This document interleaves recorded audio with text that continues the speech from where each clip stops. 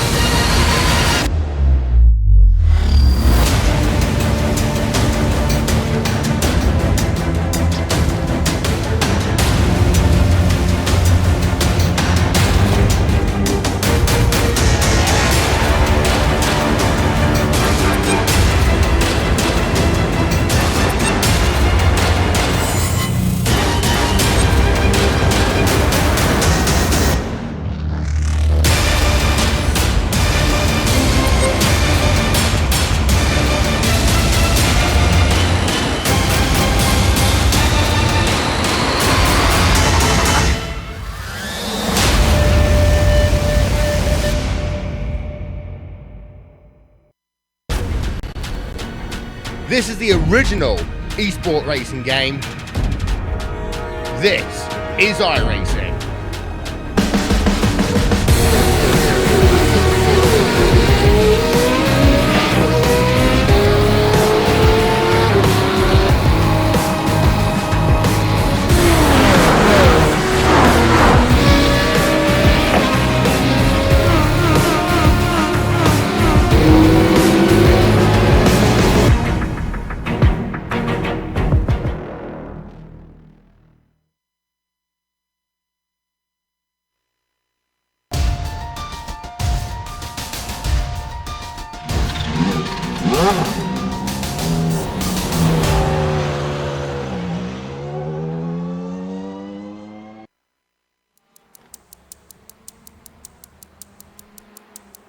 Acosta strikes back. The battle of the teammates continued at Mid-Ohio, and signs point towards Abner and Michael being serious contenders for the championship. But while the first 2 tracks were tight and technical, things open up here at Road America. Will we see someone else jump into the mix when the tow pulls them along? We'll find out soon as we get ready to watch round 3 of the PRL GTE Sportscar Series, and you'll see it all live here on the Global Sim Racing Channel and the iRacing Esports Network. Hi, I'm Joe Peak, and with me in the booth is Samuel Ryman. Behind the scenes is art director Sean Crackers Ambrose, and he's using cameras provided by Dougie Beard. As one of the longest and fastest road courses in North America, the National Park of Speed should really separate the great from the merely good. But why don't we take a closer look at this gorgeous track near Elkhart Lake?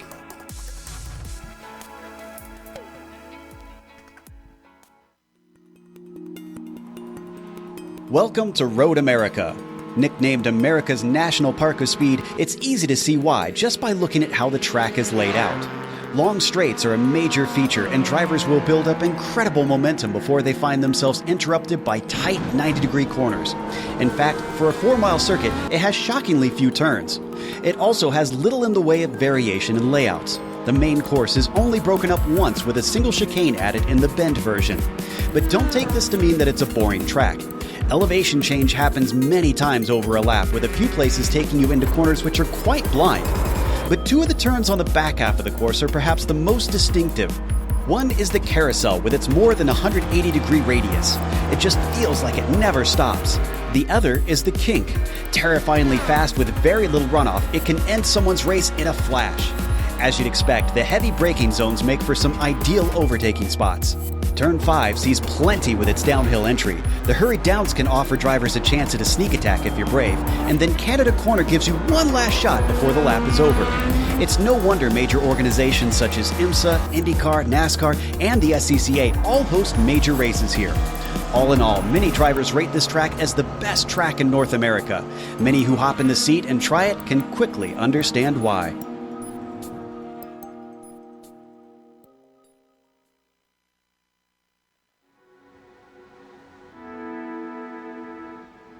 You see a little bit sunnier conditions than some of the cloud cover we're experiencing today, but that should come in and out. But Sam, these GTE cars, I have to imagine the long straights will really play to these vehicles with how much oomph they've got underneath them. Yeah, it will, and the draft could very much be a factor as well, Joe. So we just had a couple of aerial views of the track in our lap guide feature there, where you saw the length of these straights, and you can see it here even in just a little drawing, that there's plenty of overtaking opportunities around this course. You can get a run on the car in front, get underneath them, into turn 1 or also turn 5, which looks like the third turn on the course on this map, but that's just the way they named it, I suppose. So of course that means that good qualifying here today, of course, is great news. However, if you didn't get a good qualifying result, you can definitely work your way up through the field here at Road America. It's a 1 hour long race, and of course here with sports cars, as you get a look at the weather and the strong wind we have here, with sports cars, Joe, the question of fuel always comes into play with that one mandatory stop they have to make in the middle. And with it being 4 miles around, you don't want the race to go a lot longer than what you expected when you filled the car up, because you're not saving 4 miles of fuel around here. Certainly not, especially on that uphill climb. But as always, today's race itself is brought to you by SIMSA. Simulation Motorsports Affinity provides many consulting services, from completely customizing simulators to managing teams, individual drivers, and complete events. They're working hard to bring organizations, companies, manufacturers, teams, and drivers together at one place to support and promote sim racing internationally. They're also bridging virtual and real motorsports by providing a network between these two, involving sim racers, real drivers, teams, managers, engineers, and of course, motorsport fans alike. You can find out more about how you can get involved at simsa.net. Today's broadcast is also proudly sponsored by Butt Kicker. Butt Kicker products create an incredible immersion and realism to every game. Feel every nuance and truly put yourself in the driver's seat. The winner of Division 1 here in the PRL GTE Sportscar Series will get a Butt Kicker Game or 2 or a simulation kit. Also, both drivers of the winning team in the Team's Championship will get a free t-shirt. Check them out at thebuttkicker.com. Talking about those championships, let's take a glance at how the Drivers' Championship looks after 2 rounds, because you would think it was a tie with Diaz and Acosta swapping the wins. Well, they have those bonus points, and Diaz capitalizing on them better has allowed him a 4-point lead. This could become critical later down the line.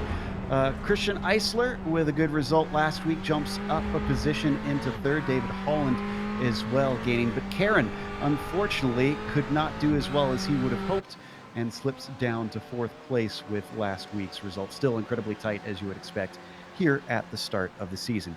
Sam, what about the Team's Championship with Diaz and Acosta on the same team? I expect they're going to be doing pretty well this season.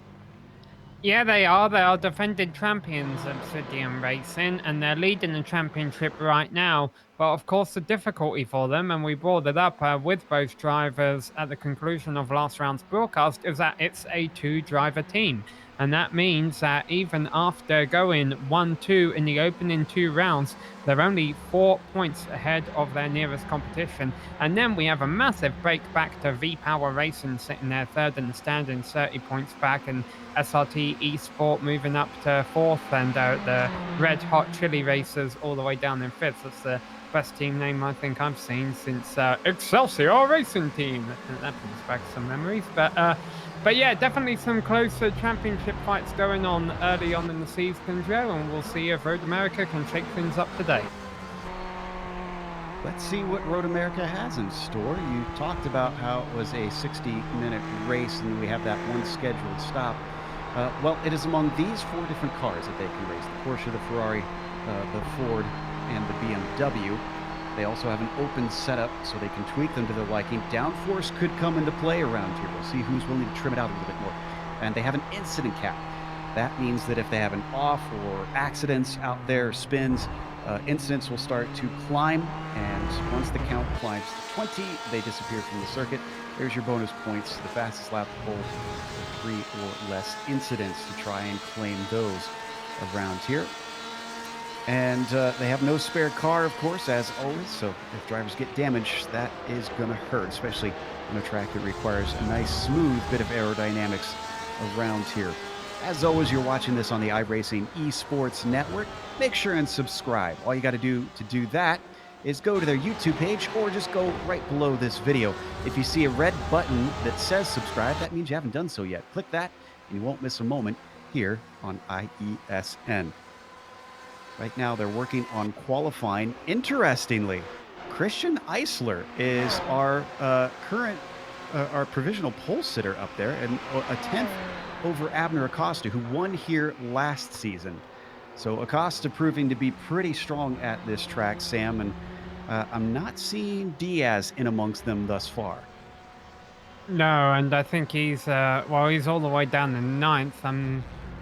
He's coming around the last couple of corners right now to complete another lap. So, yeah, I'm not entirely sure he's on the pace here. Less than 5 minutes left in qualifying, Joe. You really don't get a whole lot of opportunities to set a good time in qualifying around here because of the length of this circuit. Michael Diaz will have enough time left for 2, maybe 3 laps, depending on how much fuel he's got in that machine. That lap did not count. I'm assuming that means he was off track at some point. So right now it's Christian Eisler, Abner Acosta, Fernando Borda, and Federico Montini in the top 4.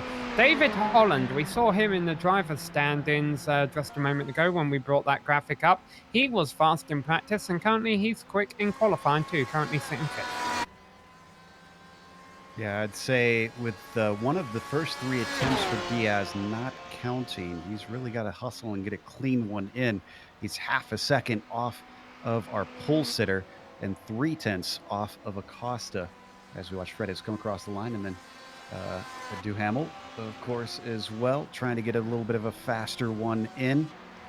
Now, last season I talked about Acosta taking the win. He was facing off with Modov for much of that, but his other 2 main rivals were Borda and Harwood. Trying to see if either of them, yes, I see Fernando Borda sitting in 3rd. We mentioned him a little bit ago. He obviously clearly likes this track too. I wouldn't expect this to be a track to be a bit of a specialist track, but we're seeing the same names repeatedly show up towards the front here. Yeah, it's not a specialist track, but I mean, there's very few turns, Joe. So if you can nail them, you know, if you can get every turn exactly right, that's going to make a big difference because you carry a lot of speed down the straights out of those turns. So if you get it a slight bit wrong, or if you don't get it as fast as what a pro could do, you're going to lose time. And that could be why we're seeing the same names at the top of the scoring board, particularly in qualifying. We'll wait and see how the race pans out. And Michael Diaz about to come up the hill again. We're going to see if he can bump his name up from 9th place. Our eagle-eyed viewers may have noticed Diego Garrido, who continues to be a factor at the front of these fields. Oh, and you're right, Diaz just takes 2nd away from Diego as well. So that bumps Diego and Abner onto the 2nd row. And Michael Diaz will be starting next to Christian if things don't change. Yeah, see Diaz pulled into the gravel there. That's so he can get back to the pits and see if he can get another run out there. So John Ambrose just went across the line. He is all the way down in 18th in qualifying right now. He was in the top 10 in practice, so he'll want to pick it up a little bit. See what Leif Peterson can do. He sits in 12th, crosses the line one more time. That one not counting for him. He's only got time for 1 more lap, though. What about Holland? Holland coming up and across a 2-0 flat is his quickest. Oh, he must have had an off somewhere. Another lap time that does not count for the number 18.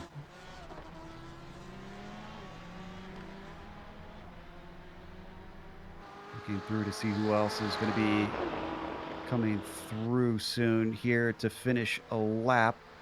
Abner Acosta, who's now currently in 4th, is climbing the hill. See what the number 5 has got. Winner for last round at Mid-Ohio. It is a 2-flat-2. He's about 2/10 off of his quickest. Only one driver in qualifying, at least, has broken that 2-minute mark. Yeah, and then also we had Diaz was able to do that in practice. So Isola's going to have a draft going up a hill here to see if he can improve on these 1:59.9 as he comes across the line. It doesn't look like he's able to do so. 36 cars here today, Joe. Remember, this is the top of 2 races going on, almost a split, if you will.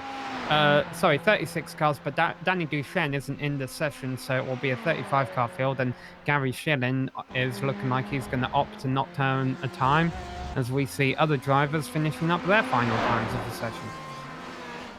The other thing about this draft we haven't talked about a whole lot is the fuel saving.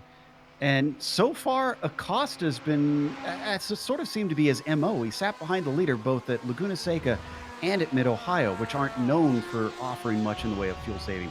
This place, I wonder if that could be a huge advantage. Yeah, definitely could be. Of course, maybe for that reason, Diaz is content with not being starting from pole position. Maybe he could play that card, and Acosta, of course, is all the way down in 4th as well. Checkered flag is out on this session, so flying laps will count. We have a few fast drivers working their way through the line to the line. Michael Diaz won't be one of them. He's on his out lap. Kenny Rodriguez crosses. And as we go to Francisco, see what Iannicelli has got underneath him. He's a little bit farther down the order.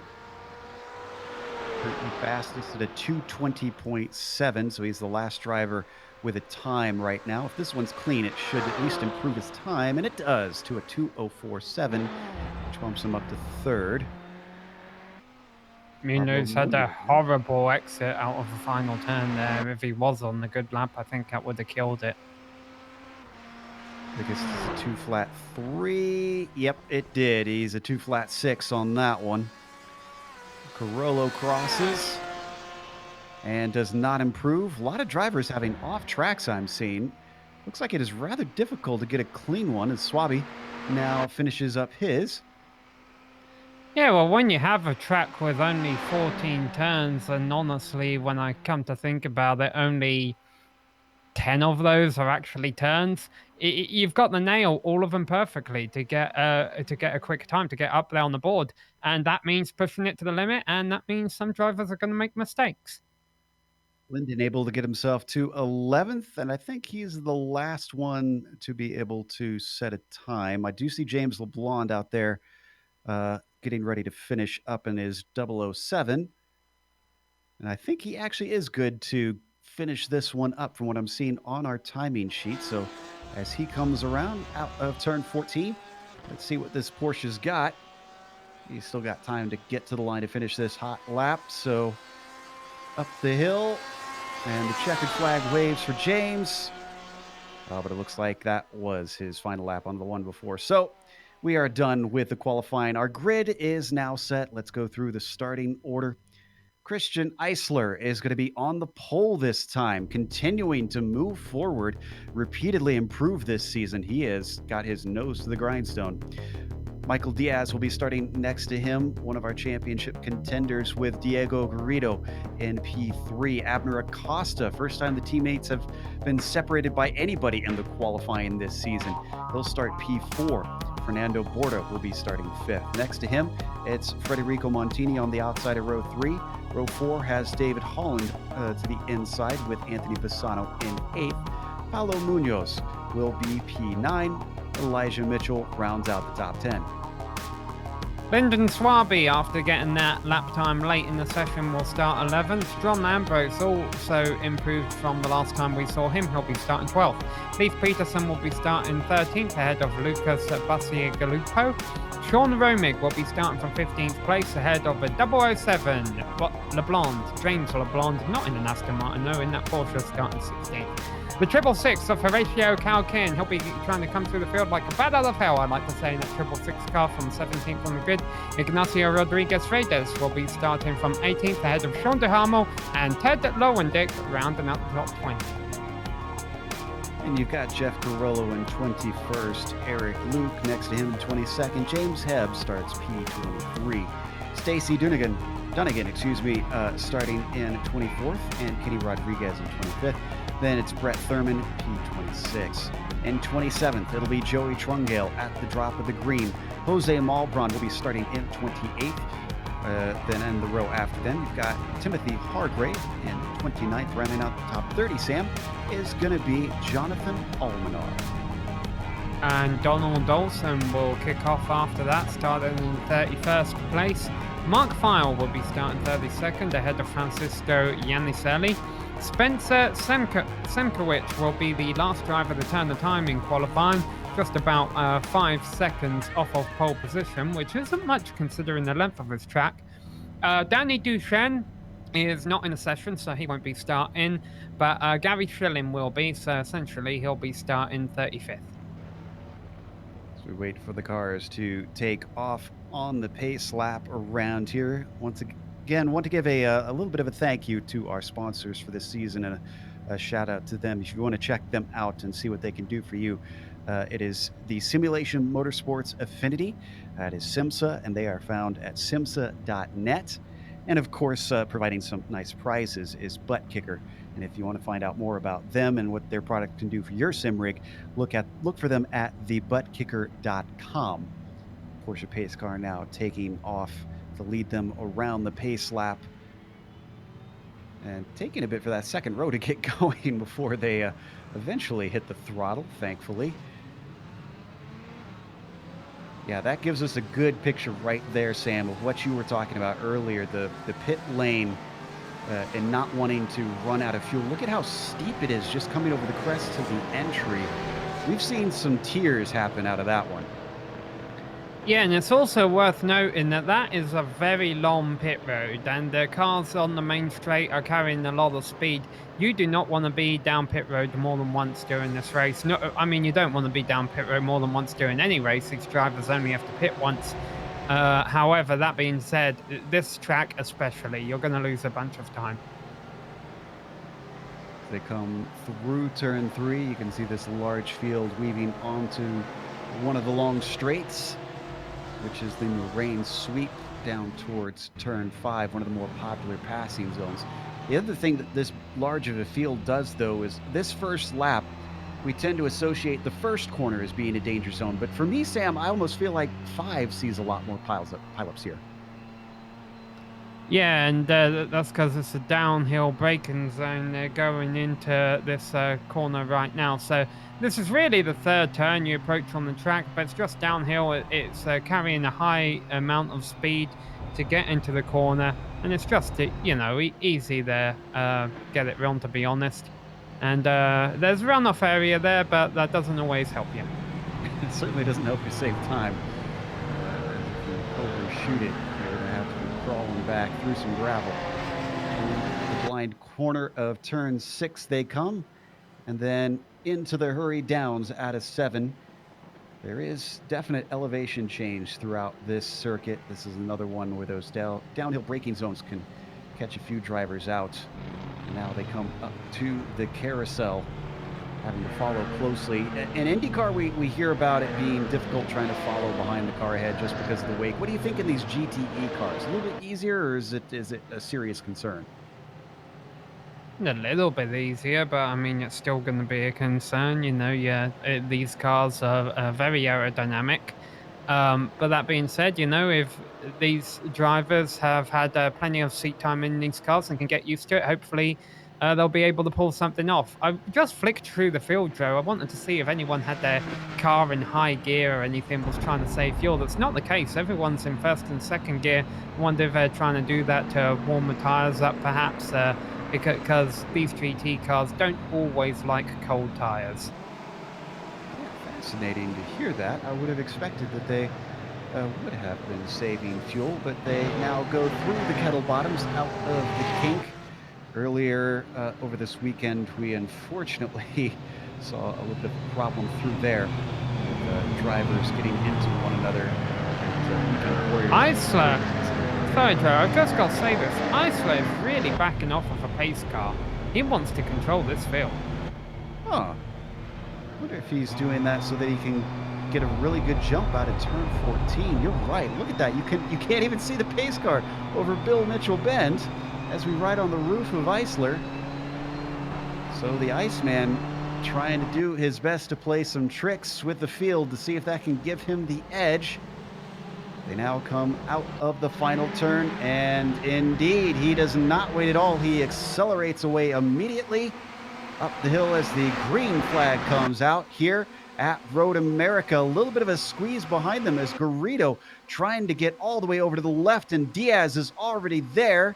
That's going to box Diaz in as they both start to approach our leader, but they have to brake, and Michael is stronger than Diego. Gives him a little shove, almost pushes him off track. That means now his teammate Acosta has a run up the inside as they come to turn 3. This is to settle the podium, and out of that corner, momentum goes back in favor of Diaz.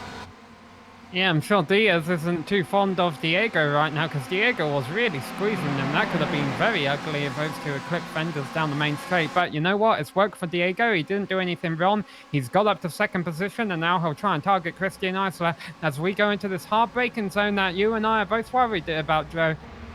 Watching to see if anybody in the field has any issues in here, but so far a lot of respect given between the drivers. I haven't seen any contact or any loss of control. So everyone through safely for the first lap, at least halfway through the lap, as they go through the hurry downs and up to the carousel for the first time. Eisler not able to break away from Garrido. Diaz is the one that settled out in front of Acosta. In fact, Acosta backed off early down into turn 5, I noticed. We've seen Diego make a lot of passes already this season, some cleaner than others, some more aggressive than others. He is not afraid to pass cars, but he hasn't done it for the lead so far this season. He might be about to do that, because as they come into Canada corner, he's got to run on Eisler. He's not going to stick his nose to the inside yet, though. Maybe he knows that if he did that, Eisler would be able to counter-attack him down the front straight. He could just be biding his time. Also behind, just swinging it through Canada corner nice and safely as the leaders come around the final turn and onto the front stretch. And Garrido this time is the one with a mistake, going wide off of 14. Diaz sees it. Could this be the time for revenge for last lap? He's got the run, but covering off the inside once again. Now he moves back to the racing line. Garrido decides to leave the door open, and he doesn't need to worry about it as he wasn't close enough. Diaz stays in third. Yeah, Diego just apexed the final turn far too early, but the reason they're swerving, of course, is they're responding to whatever Eisler is doing in front of them. Eisler swerving a little bit down the straights, trying to break that slipstream to them. It's so valuable with these long straights around here that Diego's pretty much, he has to follow wherever Eisler goes. Yet again, we've been seeing a little bit of a closing rate between Diaz and Garrido on these straights, but he's not able to take advantage of it down into 5. Now they come over 6. Ooh, and a great exit out of 6 for Garrido. He goes from a defense to an attack as he gets up behind Eisler coming down the hurry downs. That car's just a little bit too far away for this lap. First 15 cars or so all ran in single file, 16 come back. We had some battling going through turn 5. I think they've still been clean so far. Well, as I say that, we've got one car in the wall where Jonathan Almanar has spun coming out of turn 7, I believe that is, and put it in the wall. Bad enough that he had to take a toe as well. That sent him all the way to the back of the field. Let's take a look at the replay. Wasn't that hard of a hit? I'm not sure why he took a toe. Just wasn't happy with the handling of the car. Didn't feel like trying to push on with it. Let's see the Virginia's driver. A lot of battling up in front of him too, so he could have taken advantage of some stuff if he stuck with it. There you saw him swing off to the side and just nosed it in. Yeah, I almost wonder if he got stuck there, but I'll tell you what, we need to go back up front live now because Eisler did not get a good run out of the final corner, and Diego is looking for the lead on the outside as they head into turn 1, start lap number 3, and Diego is out in front, squeezes the door and closes it. Eisler has no choice but to back off, and now he might lose second to Diaz. Ooh, some real trust from Diego to hope that Christian would give him space and a shot to behind from Diaz. That checks Diaz up now as his teammate Acosta gets behind him, but he doesn't carry his speed. He lifts as he gets up back there, and all three of them stay in position. Diaz was lucky it was his teammate behind him. Anyone else would have capitalized on that and tried to take third place. On the board now with Michael looking up at second place, Eisler. So the Iceman only led temporarily, but for the first time we're seeing Diego in his 317 managing to push through ahead of everybody else. Interestingly, I was checking to see how the battle of the makes of cars was going. It is very Ferrari weighted here. That must be pretty good in a straight line because it's only broken up by a single Ford. Oh, contact for 13th. Lyndon Swaby has spun at the bottom of the hill, and that's causing a bit of drama as cars are trying to go by him. He was helped off, and now he finally backs off into the gravel trap. That was Fredez and LeBlanc who narrowly avoided him, although they got into each other in the process. This is Swaby. Yeah, he was stuck in a horrible place. Oh, and there's the second contact between the other two cars. Right before that happened, Elijah Mitchell, who had been running in 10th, had a bad exit out of turn 5, and John Ambrose took opportunity. So you talk about Ferraris being in top 10. John Ambrose has made it up there now. So we come back live. John has not had the best of results so far this season, both in this series and in the truck series here in PRL that he's raced. As we can see, the Doritos now set the fastest lap. But last week, Mid-Ohio was a bit of a redeemer, and if he can keep up this top 10, this is not too shabby. Yeah, that was some very clean racing, honestly, by Diego early on here. Great move for the lead on Eisler. A little bit of contact between himself and Diaz, but you could almost blame Diaz for that a little bit for turning in on him. So Diego takes the lead, goes on to set the fastest lap of the race, and right now is holding a pretty good half-second cushion over the rest of the field. Looks like Diego could be in for a good race today. As far as form is looking fantastic out there. But it's less than 10 minutes into this one. There's still a lot that could happen. And speaking of a lot happening, if we go back to around 23rd, I think we just had a spin. Yep, Kenny Rodriguez, who now falls down the order in turn 5. He's all the way to 32nd now. He was in the midst of a bunch of cars coming into turn 5. That was with Luke Lowendick. I see Dunnigan in there. Looks like Malbron. It was only Rodriguez who came out the worst of all the group. Yeah, all these drivers racing hard, of course, if they can just gain a couple more positions and break into the top 20, they could be sitting pretty for the second half of a race. If attrition happens or mistake happens to others, unfortunately for Kenneth, it happened to him this time around. Had to wait a long time for that track to clear. You could see all the cars going by, and he knew you really couldn't afford to try and pull into the racing line. The Pennsylvania driver eventually settles into 34th and last on track, as we've only had the one DNF of Almanar so far. Ignacio Fredes must have had a whale of a start, Joe. He's slowly been dropping back, but he's still ahead of where we started. We're watching another battle here, though, between Pisano in front of Munoz. I think that's Pisano behind Montini. No, you're right. Oh, no, it is Pisano and Montini. And he had to go at him down into turn 1. That didn't work. He gets another bite here on the Moraine sweep. Oh, we just had to change for second. Eisler must have had the bad exit out of turn 3 because Diaz just swept on by him. We'll go to that in a second. Oh, almost chops him off there as these two continue to try and settle it out. Once this battle finally settles down, we can get to that replay, but Pisano is not going to let us look away. Now, finally, Montini able to fend him off out of 6. Yes, I think we want to see if anything happened to Eisler coming out of turn 3 this lap. Let's take a look at the replay. It looks like Diaz was already very, very close. I'm not seeing anything really out of the norm. I think Diaz just nailed it. Well, that's bad news for Diego. Because Diaz is coming for him now. Maybe it took a little while for Diaz's tires to come up to temperature or whatever, but now he's finally back in his form that we're used to seeing him, and he has ran Diego down for this lead. It's only been half a lap since he's gotten by, and already he's chopped it down to about 0.3 of a second. This train really hasn't broken up since the start. It goes all the way back to Borda in 5th and just marginally includes Holland in P6 before you get a decent gap. Ooh, a good run for Diaz. Yeah. And Garrido's going to try to cover him off. This will be the second time they've done this. This has shades of the first lap, first corner. This time Diaz goes for the undercut, tries to get underneath him, and it doesn't quite work out, but at least he didn't get shoved off this time.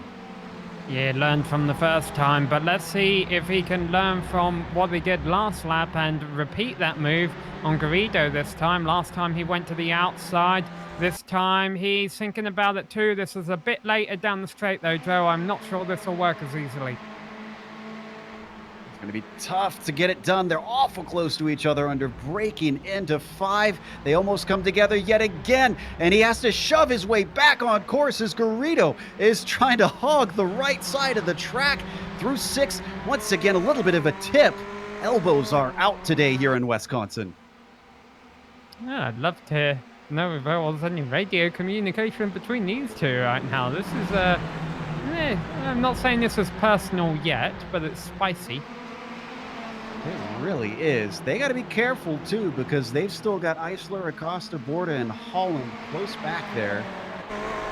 They could take advantage if they start slowing each other up too much. We ride on board with Holland, the last car in the train, as we now get a driver's eye view through the kink.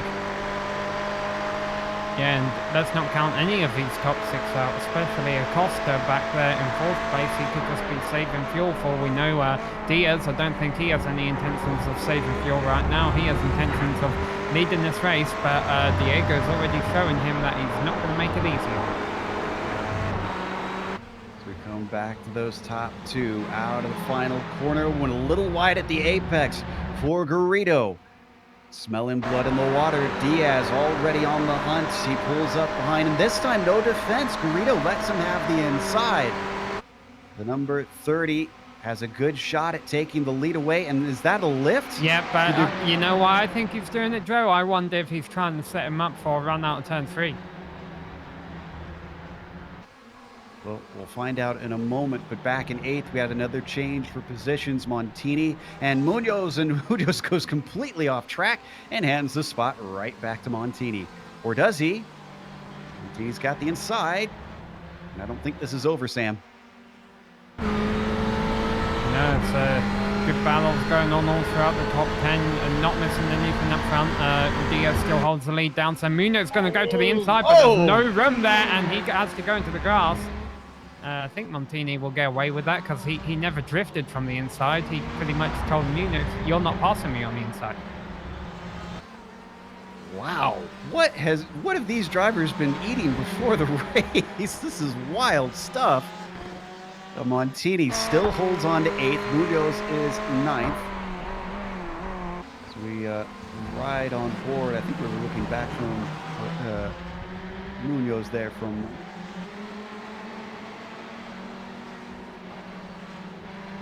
down out of the carousel. He's going to get another shot. Let's see what he can do. Coming down through the kink and into Canada corner. That car is looking awful far back.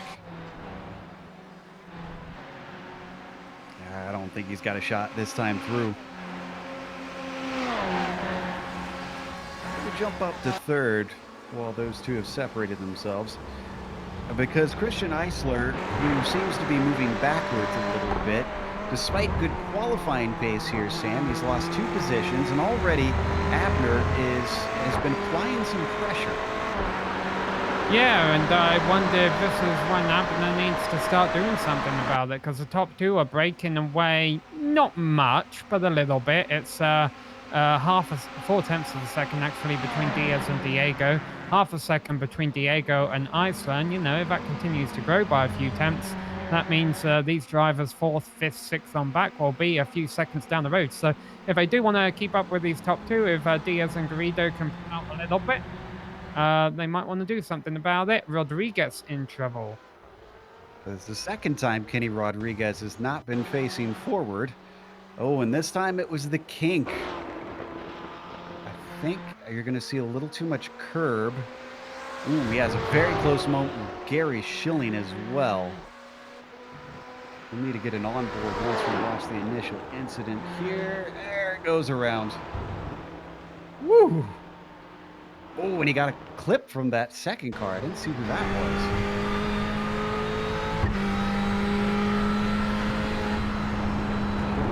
This to perfection. Great heads up. That allows the 17 to continue. As we come back to the lead now, things haven't changed a whole lot. It is still Acosta very close to the back of Eisler for third, while half a second separates Garrido from Diaz. To clarify that point on the second car, I think it might have been Francisco Iannicelli. He's the driver racing behind Schilling right now. For the record, these drivers at the back probably not going to go a lap down this race just due to the length of the circuit. So that's good news for our leaders. Won't have to deal with much lap traffic. LeBlanc did go a lap down as he already took a pit stop. I'm not sure what caused that. Montini and Munoz have been a source of excitement themselves. What about this time across the line? Because it looks like Munoz has recollected that gap he lost. Looks for the exit inside that Ferrari, and though he gets a decent one, that's a good enough one for a pass. If Acosta wants to keep up with the leaders, he is setting himself up to do it. He is right on the rear wing of Christian Eisler as they're about to go through turn 3. So if Acosta wants to take third place and keep up with the leaders, I think he's got to do it now. If we hear him backing off, Joe, well, actually, now I say that he's a little bit further back than I think he'd like to be. He can still make something happen. They're getting their speed up 165 miles an hour before they hit the brakes, and he does take a look down into 5, but it is not fruitful yet. Yeah, it could be a sign. Well, he could just be trying to intimidate Christian out of the way, or it could be a sign that, hey, yeah, I do want to keep up with these two leaders because they are starting to break away. Diaz now has a 1 second lead on Garrido, and it's going to be hard for the drivers third on back to make up, you know, that kind of time in pit lane, especially considering we're only a third of the way through this race. We have a lot of time left to go. In fact, we're only just getting to the pit window for those who dare pit extremely early, which is a rarity in this series. Most everybody tends to wait late. Ooh, this is a good run behind Acosta as Borda is looking strong. And we had cut away. Actually, let's stay on this right here that we see, because this side-by-side battle is great down in the field. This is between Swaby and Brett Thurman. Oh, and Linden trying the outside where there's just no grip on the carousel. Not going to quite work for him.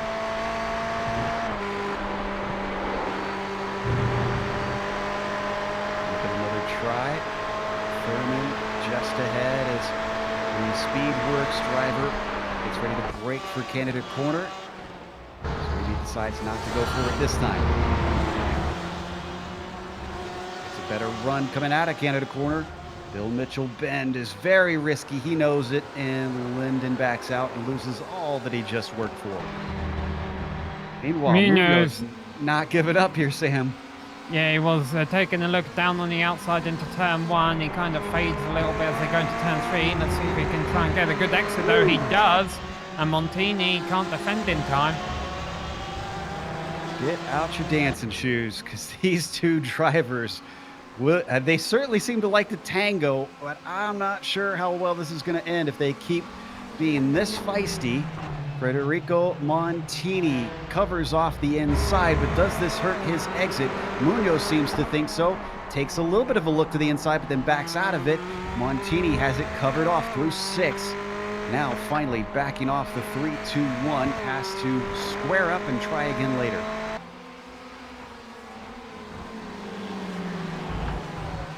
Some company back there.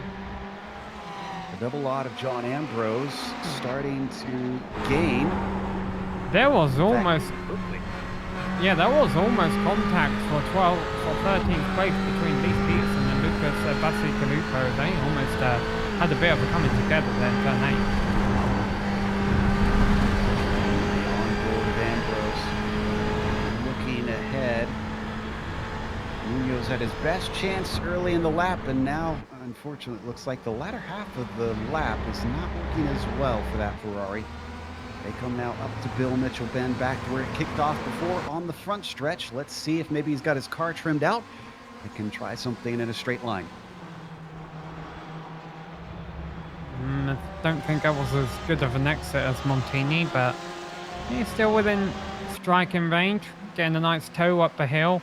He might not be able to make anything happen into turn 1, but there's still plenty of passing opportunities left on this track. Montini, though, making sure he covers off the inside. I think he should have this corner. It was awful shallow. Here comes the over-under. Munoz carries a little bit of speed, but isn't fully overlapped. Montini still doesn't shut the door quite yet. Leaves him space at the apex even. And behind them, John Ambrose also making a mistake and falling backwards. Still a great run by Munoz, now ducking off to the right. Montini almost forced him off the track one time before, but this time he's got to overlap as they come down into turn 5. Munoz trying to go deep on the brakes the long way around. And again, the door is shut. Yeah, so that mistake from John Ambrose behind him has allowed Elijah Mitchell to run him down. So Elijah's running in 11th place. Also got 12th and 13th behind them, running closer in track, Sean Romig and Leif Peterson. So plenty of battles still left to decide in the second half of this. With that really heating up. We wanted to cover some of it earlier in the first few laps, but the top 5 were so close together and swapping positions we couldn't peel away. One of those drivers in the mid-pack, Leif Peterson, that we've gone and checked on here in 13th. Still looking to try and gain on Romig, who we talked about earlier, having that contact. Yeah, well, Leif Peterson had a scary moment in turn 8 last lap. I mentioned it where Lucas Bacigalupo was really late on the brakes, and there was almost contact between them. I think we got trouble back here, Joe. Solo car incident for Timothy Hargrave. This is out of the Hurry Downs. And does he stay out of the tires? I think he just barely does. Let's see here from the chopper. Looks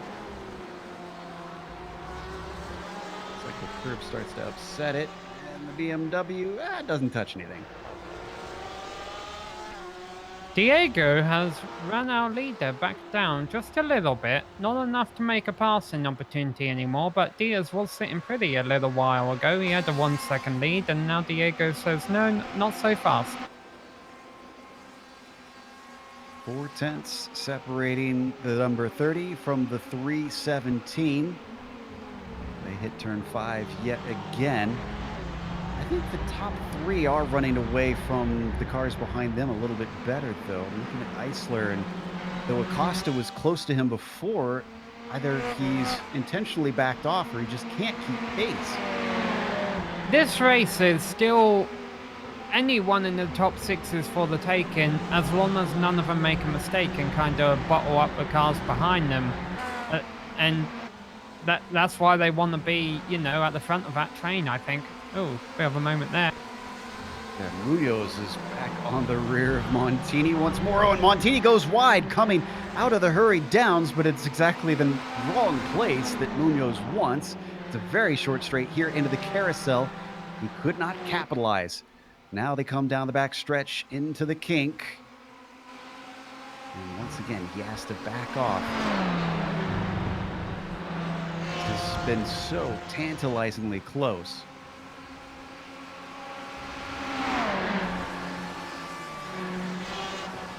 Through Canada corner. There's still not been caught by Ambrose since he made that initial mistake. He's been still looking to recover as he trails the car, or trains the car of Elijah Mitchell just behind him.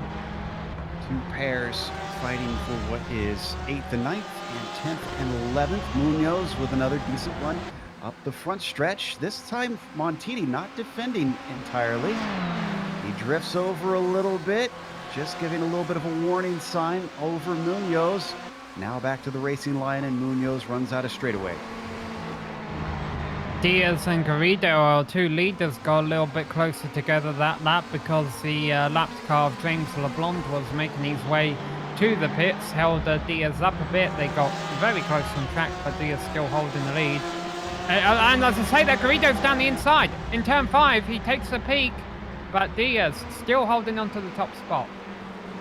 Let's take a look at a replay on that. Garrido was a long ways back. I wonder if that was almost unintentional. Look at this. Yeah, I didn't see him making a move there at all, but he tried. Great heads up by Diaz. He gave him space. Oh, and as we come back live, Diaz just got a little bit squirrely, exiting hurry downs, and that allows Garrido to run him down again. He can't really go side by side through the kink in one of these cars, and even if he wanted to, Diego's not close enough. And as those words come out my mouth, I realize if anyone's going to try it, it would probably be Diego. Wow, what a driver to introduce to the series. Now, I believe he did race a little bit last season as well. I need to double check on my stats, but I'm pretty sure I saw his name show up. But Diego certainly very hot driver right now with a lot of speed underneath him. They come back to the front stretch. See if Diego maybe tries something this time. He's a little far back. That doesn't look like the best of it. Oh, and we got a problem with Mark File, another driver struggling in the hurry downs. Yeah, it seems to be the big trouble spot for these drivers right now. Seeing more trouble here than even turn 5. Oh, that was a hard hit. Straight into concrete, too. Trying to keep his footing. It looks like he's moving the grass. Bad bounce. Whew. And it goes. Well, if Trace Elliott can come back from it, I'm sure Mark can too. Come on, Mark. Hopefully he doesn't have to pit maneuver anybody to get there. Now, Mark File did have to take a tow to the pits, unfortunately, so he's going to lose a lot of positions. Diaz is very deep into the braking zone. That was a mistake from Diaz just as we came back, and Diego's going to take advantage of it. Side by side. Oh, they come together! And they both go off and open the door for Eisler. Eisler through. They come back on, at least Garrido does, and that slows up Acosta. Borda stuck in there, seeing if he could take the position as well. He's going to sneak through. And now David Holland also on the back of Garrido. But Christian Eisler taking the lead. Let's look at the replay.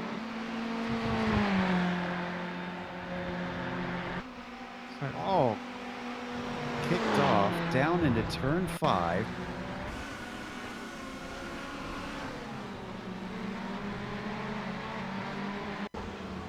Yeah, I'd say you're right. Looking at that it looks like Diaz just unfortunately got a little squirrely. And there you can see them still side by side through 6. And I think there is a tiny little bit of netcode that kicked it off at first. Diaz did get back going. He didn't hit the wall, or if he did, it was very slight. But he's in 6th now. And, well, did Garrido give him a spot? Did Garrido slow down intentionally? No, Garrido had a big accident. This was in the kink. He clouded the Armco. I thought at first he was being a good sportsman or something, thinking maybe he owed him the position back, but ooh, that is not good. Yeah, but he's still running in 7th after that. He is. Let's keep an eye on his lap time to see what he can run, because he isn't quite close enough for the slipstream of Diaz right now. So watch it one more time. Probably been a few laps since he's been disturbed by dirty air through that kink, and who knows, maybe his alignment could have been kicked out. Now his car's definitely got damaged. So the new running order is on the left side of your screen there. The top 7 have really switched around. It's Isola, Acosta, Border, Holland. Those 4 snuck by. And Pisano is in 5th. I don't think we've mentioned him at all during the broadcast. And now Diaz and Garrido have dropped down to 6th and 7th. If I was Garrido, Joe, I'd pit now. If he thinks that damage could be affecting him in any way, he could come in and, get that repaired. Yeah, I'm with you. It might as well pit early at this point. We also had an incident that we don't need a replay on with Stacey Dunnigan. He has come into the pits. I'm not sure what exactly caused that, or actually maybe this is a scheduled stop. Maybe Stacey's our first one to come in and out and get work done. Meanwhile, we had a change for position with Ambrose. Or an attempt at a change of position. He was battling with Munoz, it looks like. And where did Montini go? He ran away. Montini is miles up the road. So, okay, so it was John who was in front. While we weren't looking, we were so distracted by the action up front, and Munoz manages to get back by. As we watch this, I can tell you Michael Diaz has came into the pit. Now, I can understand why Garrido would want to stay out, Joe. If you do short pit, obviously you run the risk of coming out in heavy traffic. Diaz is obviously willing to accept that risk, whereas Garrido is not. The good news if you do short pit here at Road America, of course, is it's a bit easier to make passes. In fact, we have one going on right now between Munoz and Ambrose. Ambrose down the inside as they head on into turn 5. In the popcorn position, that's Mitchell behind him. Ambrose on the inside in the red and white Ferrari. Black and white goes a little deep. Pablo Munoz can't get the spot back. In fact, he opens the door. Here goes Mitchell. Elijah now taking 9th place. And look at the gap that John builds very quickly after that. That bumps the double lot into 8th place. Just turn his number sideways, and that's where he is. Yeah, and look at all that traffic now building up behind him. We've got Romig, Peterson, and I think, actually more cars than just that. Elisha Mitchell, Munoz are all in that.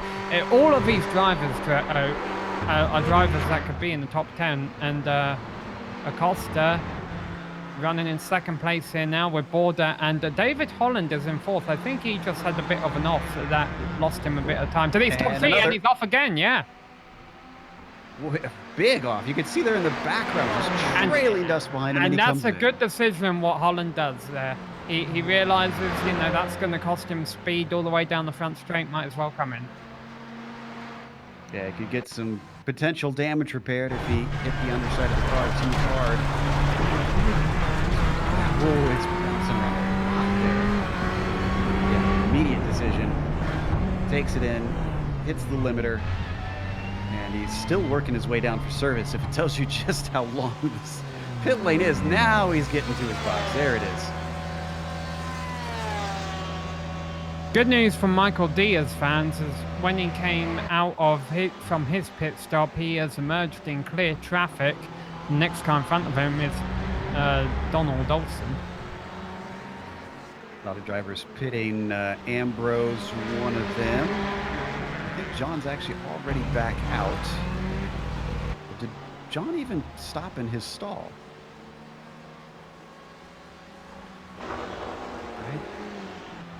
I think John missed his stall.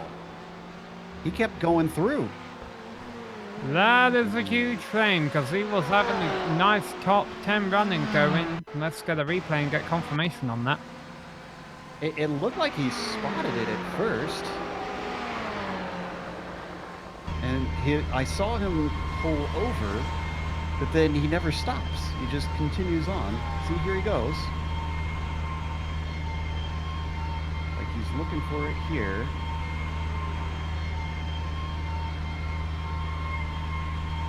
He's one of the more bizarre ways to miss your pit that I've seen.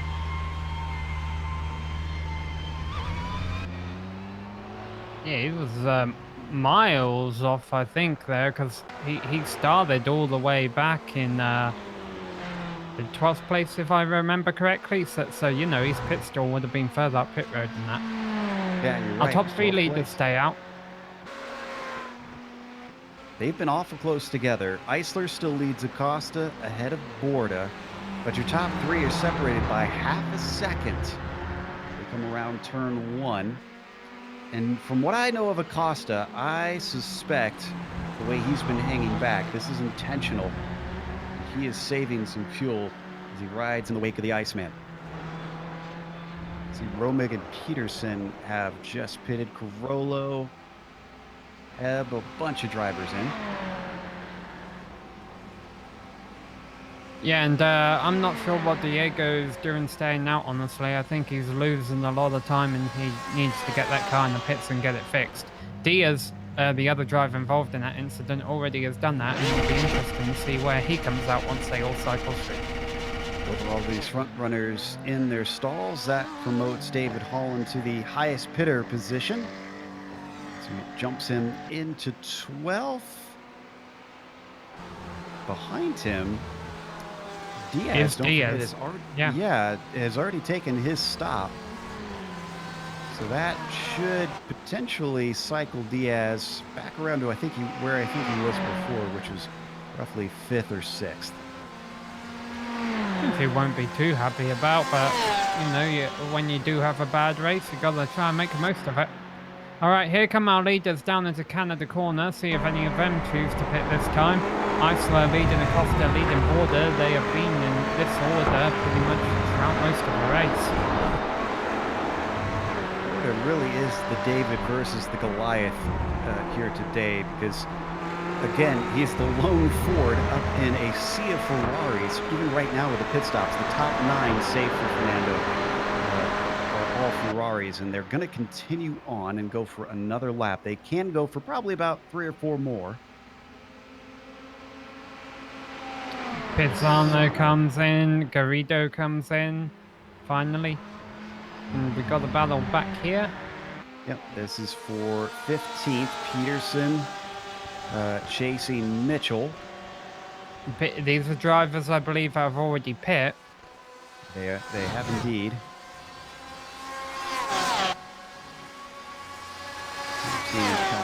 Quinn, Ratio is in. So is Ted Lowendick. So maybe the cars can't make it as far as we thought. Hamill also pitting. I see Jose Malbron. Holland, who has already completed his stop, now starts to cycle back through with everybody coming into the pits ahead of him.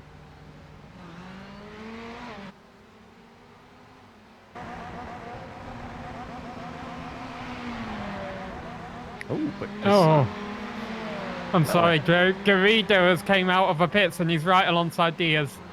Uh-oh. Well, Diaz has got by, and I think that might be all she wrote, because I think Diaz is suffering less from damage than Garrido. Well, fascinating that we kept talking about Garrido losing time, though, because I would have thought that the laps that Diaz has run on his own, he would have gotten far away from him, unless Diaz has significant damage as well. Well, Diaz... Yeah, Diaz must have damage, I would imagine, Joe, because otherwise why would he be short pit? The only reason I could see him short pitting is if he knew something was wrong with the car. They come through 7, go ahead. Yeah, we got a good battle for 15 still going on between Sean Romig. He just made a move on Elijah Mitchell for that position. That's for 11th that Romig just took. Take a look at how that pass took place. Looks like he took multiple corners. Yeah, we'll just take a quick replay of it, though, because our 3 race leaders are in. Eisler, Acosta, and Border, nose to tail. Will they come out that way? As you see that move performed, now we're coming back to live action. Here they all come into their pit stalls. Eisler in front. Border did missed we have his someone spot. miss it? Yep. That's not good. Big backup from the number 25. We'll keep an eye on here. There we go. David Holland as well. And see where he comes out with relation to these three. He's working his way up a hill. And Acosta takes it. Acosta had the quickest stop of all three of them.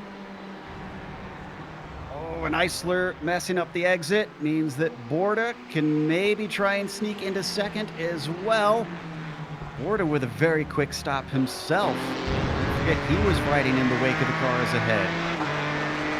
So the driver, the driver who's came out in fourth in all this, Joe, is Anthony Pisano.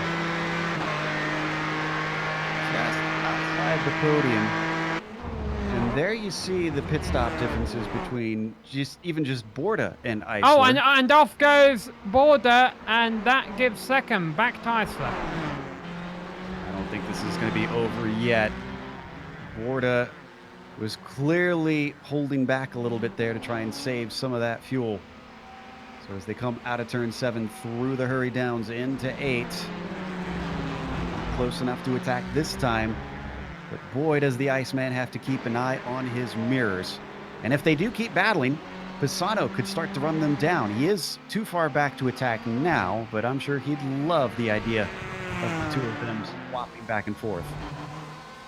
Had a bit of a battle going back here for 11th place still, Joe. We called up with this a couple of laps ago. Well, it's still brewing. Sean Ronig has gone by Elijah Mitchell.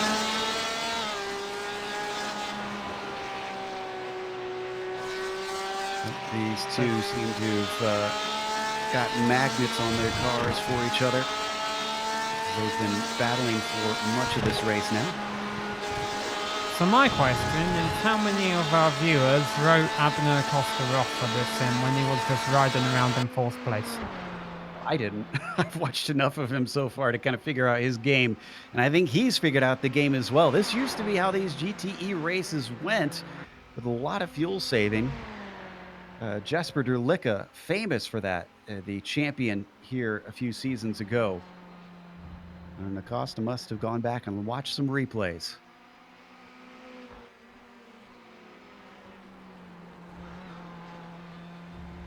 Well, this is horrible news for Diaz, because Acosta is looking like he will take max points if he keeps this up, while Diaz, who has managed to at least be close to him last round at Mid-Ohio and finish in second, has a little bit wider of a separation between the two of them with this 6th place that he currently has on hold.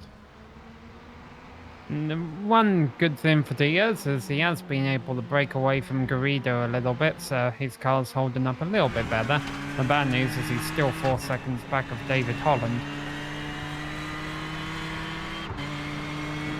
Let's see what the difference is between Holland and Diaz now that their pit stops are done, actually. And actually, Holland is incredibly consistent. He's done 2:01.7s ever since he exited the pits. Diaz, though, is quicker every lap I'm seeing. 2:01.4, 2:01.6, 2:01.4. We're going to look at the comparison now. Of course, obviously, 16 and 17 a little off with the pit stops, but there you see 18, 19, and 20. Diaz regularly picking him off. The Eisler-Borda battle might be about to rear its head again, because Borda is right on the rear bumper of Eisler as they work their way through turn 14 and come to complete lap 21. Which, by the way, as they cross the line with about 17 minutes left, means we're looking at about 9 laps left to go. Fascinating thing about this is not only is he the highest rated Ford as he closes in and then backs off into turn 1, but Borda is the only Ford running today. Oh, we've had a problem with Bacigalupo down in Canada Corner. This was the number 9 car who has had to take a tow, but it's a single car incident, which really doesn't produce any damage because I don't think he hits the wall. It's the red, white, and green Ferrari that you see on screen.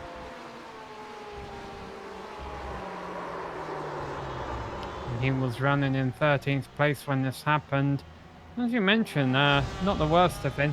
But then let's stay on this replay, actually. Well, because Border has taken second place back from Isla. Isla backed off on the run down to turn 5 when he got alongside him and yielded the position to Fernando Border. Here we go. Now we've got a peek at it.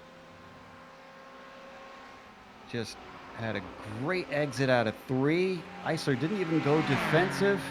Saw the writing on the wall. Eventually backs out of it.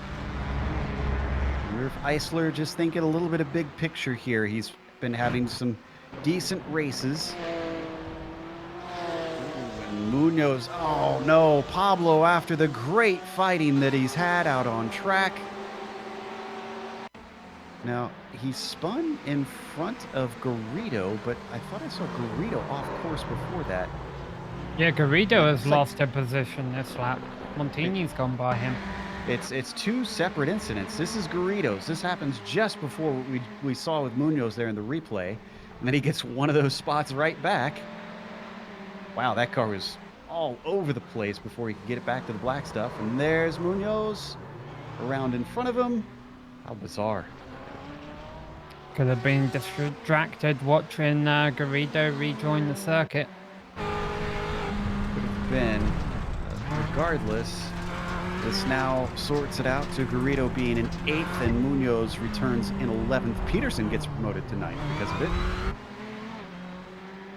Peterson, having qualified in 13th, is having himself a nice tidy little race, at least from what we've seen so far. 10th still up for grabs between Sean Romig and Paulo Munoz, recovering from his spin. Let's see if Munoz can do anything with Romig. He's already got some practice in wheel-to-wheel action out here. It is Ferrari versus Porsche. Romig leading. We look at him through the windscreen of Munoz. They come down the Moraine sweep. A half-hearted move to the inside from Romig, but no real cover off. Munoz tries to find the apex, parks it right in front of him, and takes the place away. That gets him back into the top 10. Yeah, Romig didn't put up too much of a fight. He stuck his nose out there again as they headed into turn 6 to see if anything was going to happen, but it wasn't. So Munoz holds that position down. Meanwhile, the whole time, all these guys, I think, will be running down Diego a little bit with his damage in 8th position. So we'll see if that could end up being a 3-way fight later on in the race. Just a quick update as well. Isler, ever since being passed, he's not fallen away a whole drastic lot, but he is still 6/10, 5/10 behind around most corners. The 727 is looking like he's not quite on the same pace as Borda. If he loses the draft even more, that'll be really telling, because right now he could be getting a tiny hint of the slipstream to give him that extra little oomph. Yeah, well, of course, the other thing these two have got to think about is if do they want to work together? Maybe try and run down Acosta. Maybe he doesn't want to change, switch positions around too much because they want to keep the number 5 within reach, only 2 seconds up the road. They don't really have to worry about the cars behind them right now. Pisano another 7 seconds back. Yeah, they've scampered away from them. Worth noting as well that if Acosta stays where he is, he'll be the only driver to have finished on the podium in every race this season. As up ahead of them, that was Schilling and, oh, nope, that was Acosta actually lapping Schilling. So there's that lap traffic. Yeah, there's been a little bit of it throughout the event.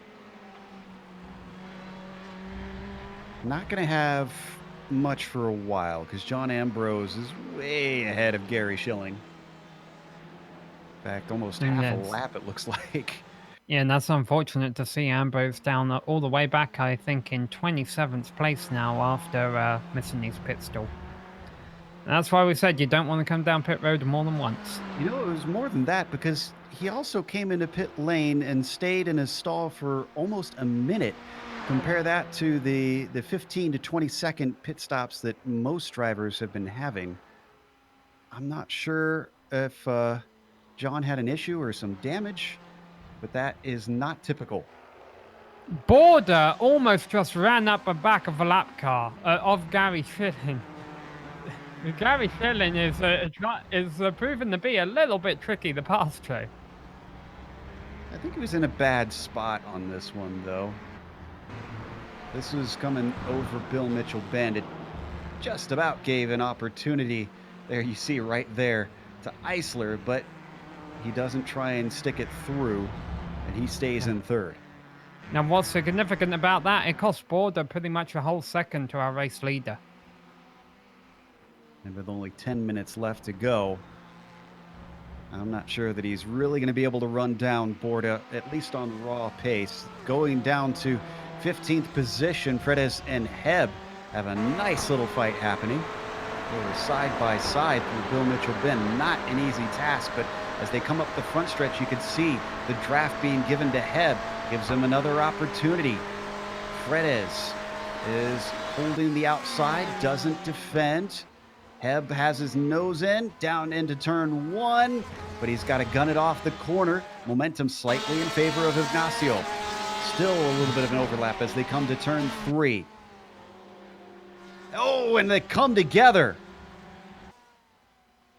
Door-to-door contact now flying down the Moraine sweep, and Heb still not willing to give this one up. Fredes going to fend him off with the inside into turn five. Couldn't manage to keep him back with the outside through 1 and 2. Could things swing back in his favor finally? And just not enough road there for both of them, so Heb has to back out. And while this was going on, you probably saw on the left side of your screen, they did switch back and forth for second place. Border let Eisler by on the run down to turn 5, but Eisler went in a little bit deep into the corner. Border got back by him and retook second position, but it costing him even more time to the leader.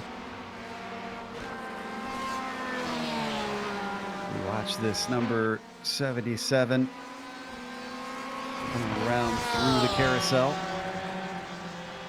Heb now has to have eyes both in the front and in the back, with Lowendick having rocked up to them.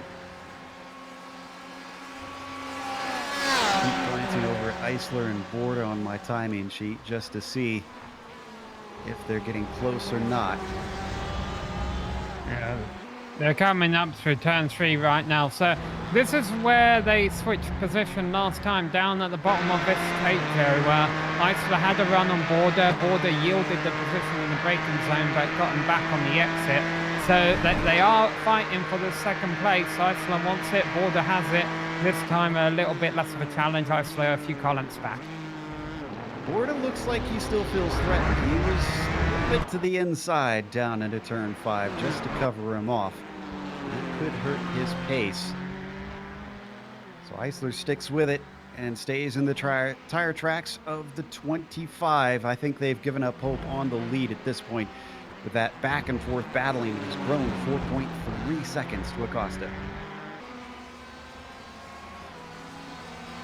So the Fredes, Heb, Lowendick battle continues as Fredes now is being challenged by Heb on the run down to turn 5. We just saw our leaders going through here. Now here comes the midfield, and they're getting very close as Fredes has the inside. Heb almost got into him. Now he's going to try the crossover, but too much power on exit.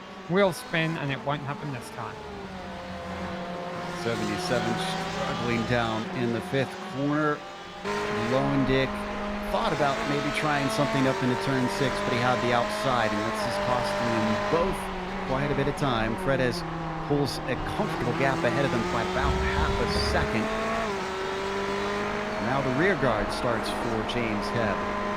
With 6 minutes left to go on the clock, the laps are becoming fewer and fewer. Will they get even more aggressive than what we saw at the start?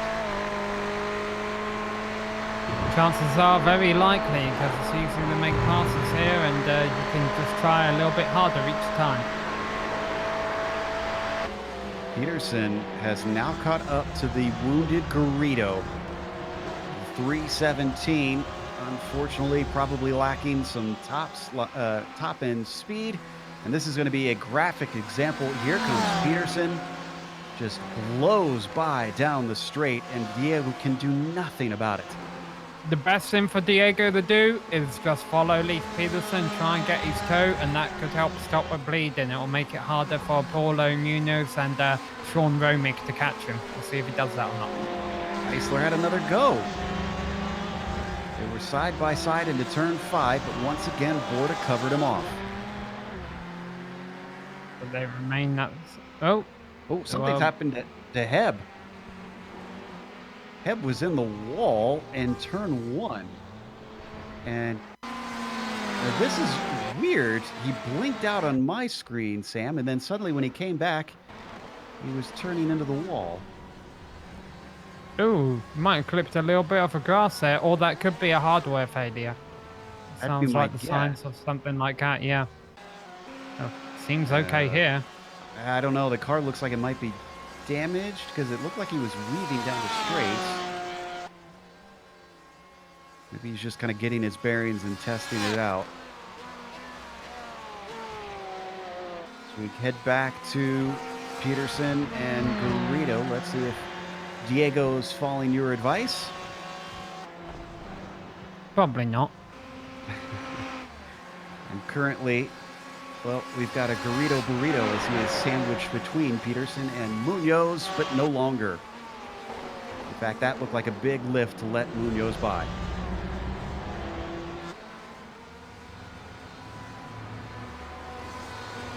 And Munoz will overtake Peterson as well, though. Remember, he was doing very well earlier.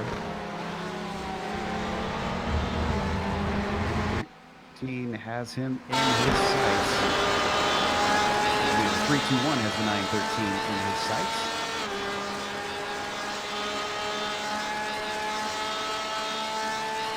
I believe we have 3 laps left to go. Yep, that's what I'm seeing. Acosta will come across the line with about 3 minutes left, so that'll be 2 laps left to go this time by. Ooh, big gain under braking for Munoz. And if he's got enough straight line speed, this might be his time. He is pulling in Leif Peterson down the Moraine sweep. Peterson in the blue and white Porsche. Munoz in the white, black, and red. And he is given the spot as Peterson pulls to the side and lets him through. Well, they can only play games for so much longer, and, you know, there's a lot of crossover opportunities here at Road America. The blocking and the defensive driving, I think, will come into play within these final couple of laps as the drivers will try and maintain their lead in these battles. So we take a glance at our leader coming around Canada corner.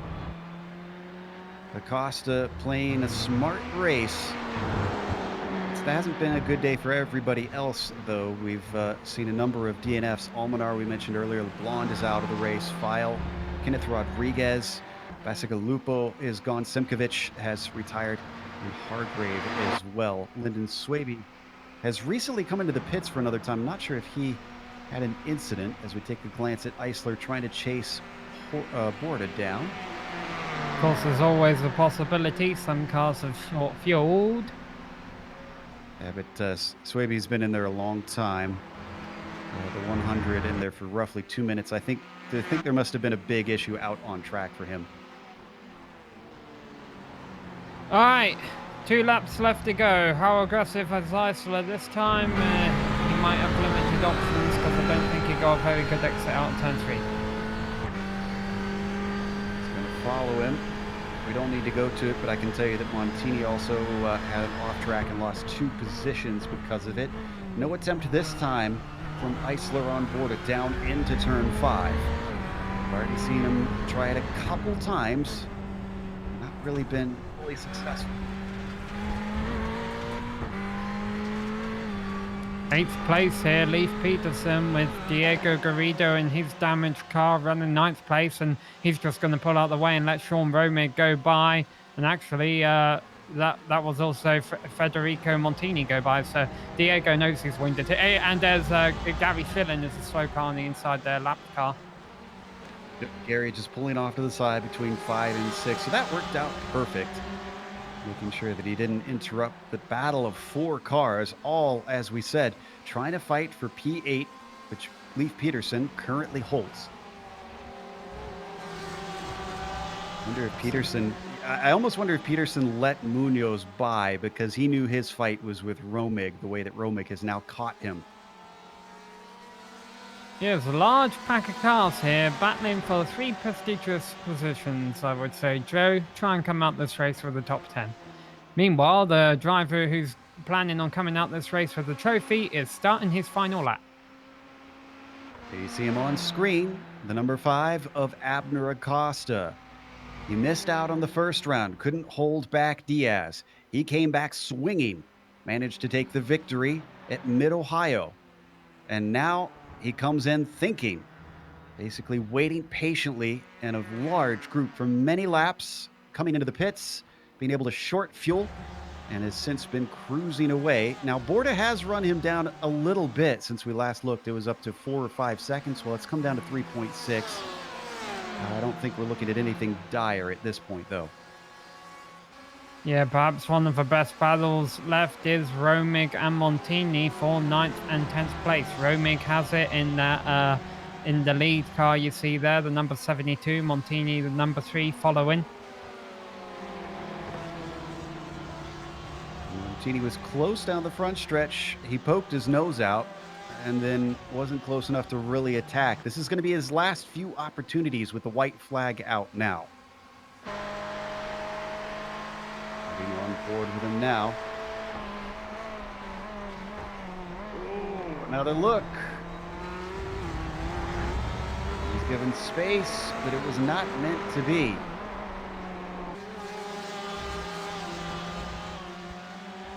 We get one more big shot down into Canada Corner, in which our leader's heading into right now. 3.5 seconds is now down to 3.2 ahead of Fernando Borda. We've seen this before. It happened last round at Mid-Ohio where he calmly managed the gap until it was about a second on the final lap, and Diaz could do nothing with him. This time it's a little bit bigger of a buffer as he climbs the hill towards the checkered flag. Abner Acosta with win number 2 here in round 3 of the season. 7th on back, still quite close, but we'll watch Fernando Borda here get 2nd place ahead of Christian Eisler, flashing the headlights as they come across the line. Anthony Pisano going to get a well-deserved and quiet 4th place finish here, Joe, after starting 8th. And as we work our way back through the field, it doesn't look like we're going to see any changes for position from 7th on back. They're a little too far apart. Munoz, though, earning himself a 7th place. Leif Peterson as well in 8th, having started 13th behind them. Sean Romig climbing up to 9th in the top 10 that they were fighting for. Rounded out, sadly for him, is Federico Montini, who probably could have been a little higher up. Owen Dick chases Fredes to the line, but Ignacio just too far ahead for him. I mentioned Heb's strange issue. He returned in 19th, and, well, if his car is damaged, it's not too damaged to keep trundling along.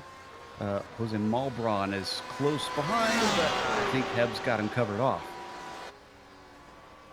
Brent Thurman had a big slide through the grass to come home in 22nd. A lot of drivers still on the lead lap, such as the size of this track, and honestly a clean race for most of the field today. John Ambrose is going to finish on the lead lap at 23rd, and our last car on the lead lap will be Donald Olsen down in 24th. Yep, only 24 finishers out of 35 starters. But let's take a quick break, and we'll come back with the unofficial results and driver interviews. If you watch on screen, you'll see all the upcoming races here on the GSRC. 40 of the best sim racers, $100,000 on the line. Who will rise to the challenge? This is the most competitive and sought-after season in iRacing World Championship history. This is where legends are made.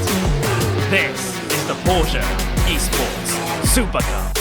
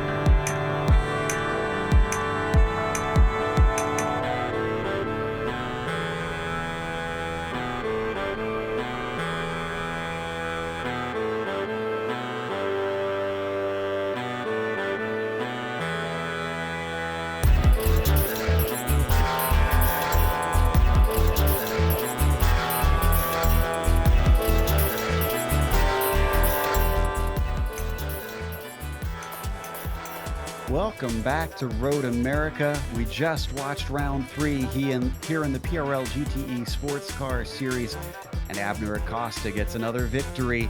The backup has won at Mid-Ohio. Fernando Borda was the one that followed him home this time, and it was ahead of our pole sitter, Christian Eisler. Christian did find some pace towards the end, and he was challenging Fernando for that P2, just couldn't quite get around him. Anthony Pisano, as Sam mentioned, just as they came across the line, a quiet race, but a well-earned fourth for him. David Holland takes P5. Michael Diaz, who he came together with Garrido, that set him backwards. Even though a front row start set him in a good spot, he wound up with 6th. Paulo Munoz recovers to 7th himself with Lee Peterson in P8. Sean Romig also takes 9th. Federico Montini falls backwards and rounds out the top 10. We'll start page 2 of our race results with a sad story, and that's that of Diego Garrido, who was having a good race early on. Unfortunately, it went downhill after that. After that, though, a lot of these people had good, quiet races. In fact, I'm seeing only, on this page, only Diego and Elijah Mitchell, they're in 12th place, finished worse than where they started. So Elijah finishes 12th. Jeff Carolla picked up 8 spots throughout the race. Horacio Calquin, he improved. Ignacio Fredes, he moved up some spots. Ted Lowendick as well. Eric Luke down there, he gained 5 positions throughout the race. Sean Duhamel finishes in 18th place ahead of James Hobb in 19th. And Jose Malbran, who picked up 8 positions from his starting spot.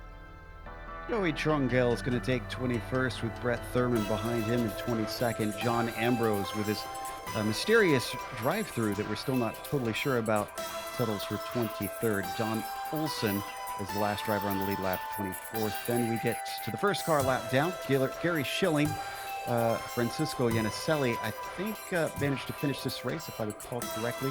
Stacey Dunnigan as well comes back out and finishes 2 laps down. Then you get into the DNS. Lyndon Swaby, P28th. Timothy Hargrave, 29th. Spencer Zemkovich takes 30th today, with Lucas Basigalupo 31st. Rodriguez, File, LeBlanc, and Almenara rounding out your fields. We've got our winner ready to talk to us. Abner Acosta joins us once again. Abner, I'm starting to notice a little bit of a pattern with some of these races. It looked like you were hanging back a little bit at the start there in the slipstream of the cars ahead. Was there maybe a little bit of fuel saving going on? Yeah. Hey guys.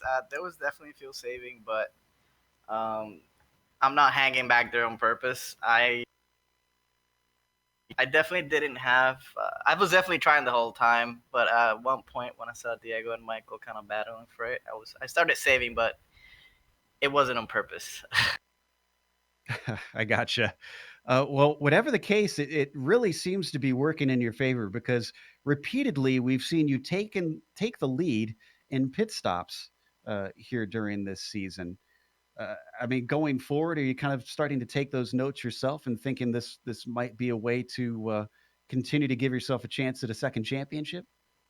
Yeah, I mean that's for everybody else too. If you don't have the pace, but you can get close enough to the guy in front of you, just save gas. And I guess thank you to my fuel calculator. It's been working great. Clearly, obviously, is working well today. But next You're race welcome. we're going. Next race, you're going to Road Atlanta, and that's going to be a pretty technical track compared to this one with its own long straight. Do you fancy your chances pretty well at that course? It tends to eat up cars sometimes. I hope so. It's been for me. It's been hard getting used to the Ferrari. For me, I don't know. It just drives way different than the BMW. So I'm still trying to get there. In this track, it was, even though I won, it was very hard, especially after the pit stops. The car behaved completely different than what I tried on practice, and I thought they were gonna catch me, but I guess Christian and Fernando were just battling back there, and I was able to get away. Well, congratulations. Regardless, it was 2 wins out of 3 races, sir. Thank you, guys. I want to thank the sponsors, Butt Kicker and Simsa. and my team. And I want to thank my spotter, Toby, which he helped me out in this race a lot. And thank you guys for broadcast. There's Abner Acosta, our winner today here at Road America.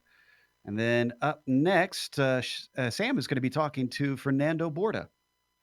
Yeah, Fernando, you got a copy? Yes, yes. There we go. Well, Fernando, congrats on the second place finish after starting fifth today. You had an interesting race out there. I Yeah, I Thank guess you. I assume Oh, I'm I translating. apologize. That's what I hear. Básicamente él te dijo congratulations por llegar segundo lugar, que fue una buena carrera. Congratulations. Bueno, primero gracias Abner, otra vez que me toca el podio, por suerte tengo uno que habla español e inglés. Gracias.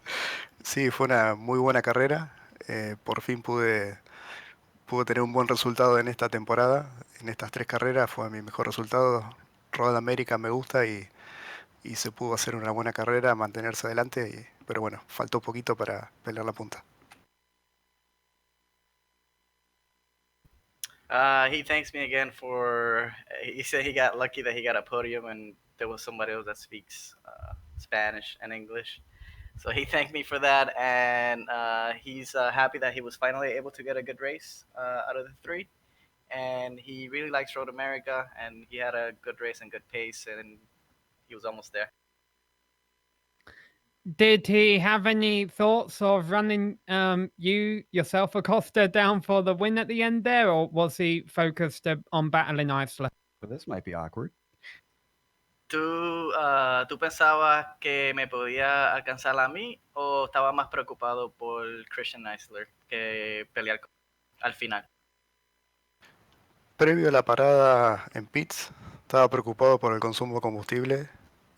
Yo venía con Ford, sé que Ferrari por ahí ahorra un poco más, entonces me preocupé por ahorrar lo más posible.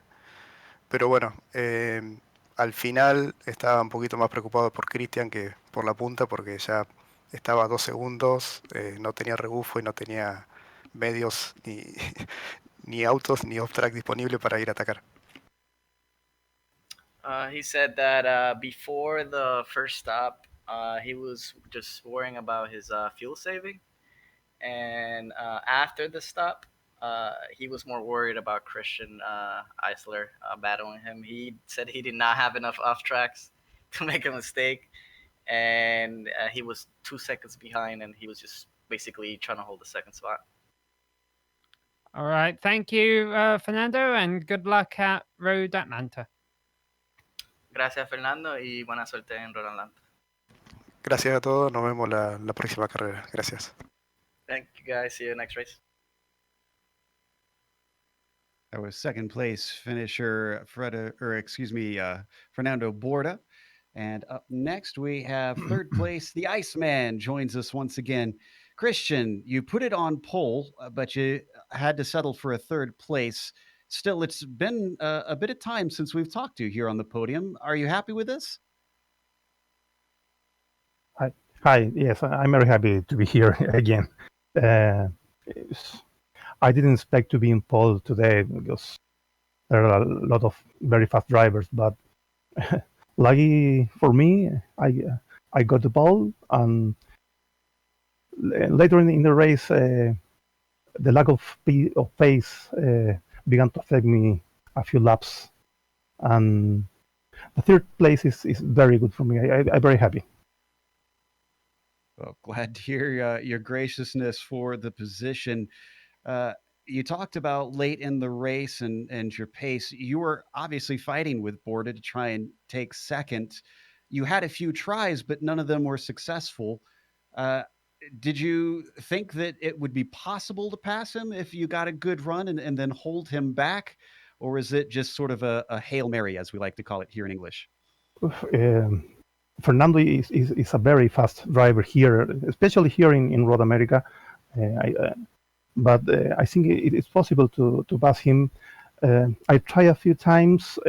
I'm waiting for the last lap, and I made a mistake in the 29 lap, and I was 1 second behind on the last lap. I can try to pass him, but my mistake not maintain the gap with him until the end. Behind you for the middle part of the race, Acosta said that he was trying to save fuel, and he clearly had a much quicker stop than you. Did you look at Yeah. that and start to think about future races? Yeah, I knew Abner knows very well how to save fuel, and he made a very smart race today.